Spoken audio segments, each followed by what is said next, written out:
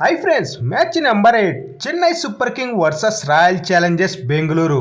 Biggest రైవర్లు ఉన్నటువంటి teams అని చెప్పుకోవచ్చు.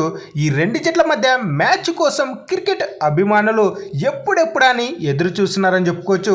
ఈ హై వోల్టేజ్ మ్యాచ్లో గెలుపు ఎవరిది, ఈ రెండు జట్ల మధ్య ప్లేయింగ్ 11 ఏంటి, హెడ్ టు హెడ్లో ఎవరు స్ట్రాంగ్గా ఉన్నారు అనే విషయం గురించి తెలుసుకునే ముందు తప్పకుండా మన ఛానల్ని కొత్త వాళ్ళు వాచ్ చేస్తుంటే సబ్స్క్రైబ్ చేసుకుని వీడియోకి ఒక లైక్ అయితే కొట్టండి. ఇక లేట్ చేయకుండా ఈ రెండు జట్ల మధ్య ప్లేయింగ్ 11 చూసుకున్నట్లయితే ముందుగా Chennai super king Ruturaj Gaikwad captain, Devon Conway, Rachin Ravindra, Shivam Dube, Rahul Tripathi, MS Dhoni, Ravindra Jadeja, Sam Curran, Ravichandran Ashwin, M Pathirana, Khaleel Ahmed. ఇది సిఎస్కే కప్ ప్లేయింగ్ 11.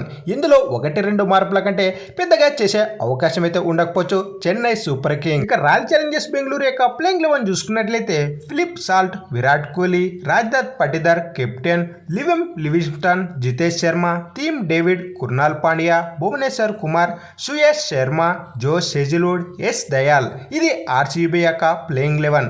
మనకు ఈ మ్యాచ్లో మనకు భువనేశ్వర్ కుమార్ కంబ్యాక్ ఇచ్చే మ్యాచ్ అని చెప్పుకోవచ్చు. ఆర్సీబీలో కూడా 1-2 మార్పుల కంటే పెద్దగా చేసే అవకాశం అయితే ఉండదు ప్లేయింగ్ 11లో. ఇక ఈ రెండు జట్ల మధ్య హెడ్ టు హెడ్లో ఏ జట్టు స్ట్రాంగ్గా ఉంది అనే విషయానికి వచ్చినట్లయితే ఈ రెండు జట్ల మధ్య టోటల్గా 33 మ్యాచ్లు అయితే ఆడడం జరిగింది. ఇందులో చెన్నై సూపర్ కింగ్ ఏకంగా రాయల్ ఛాలెంజర్స్ బెంగళూరు పైన 21 మ్యాచ్లు అయితే విజయం సాధించింది. అలాగే రాయల్ ఛాలెంజర్స్ బెంగళూరు చెన్నై పైన కేవలం 11 మ్యాచ్లు అయితే విజయం సాధించింది. అలాగే లాస్ట్ 5 మ్యాచ్లు చూసుకున్నట్లయితే చెన్నై సూపర్ కింగ్ బెంగళూరు పైన 3 మ్యాచ్లు అయితే విజయం సాధించింది. అలాగే రాయల్ ఛాలెంజర్స్ బెంగళూరు జట్టు చెన్నై పైన కేవలం 2 మ్యాచ్లు అయితే విజయం సాధించింది.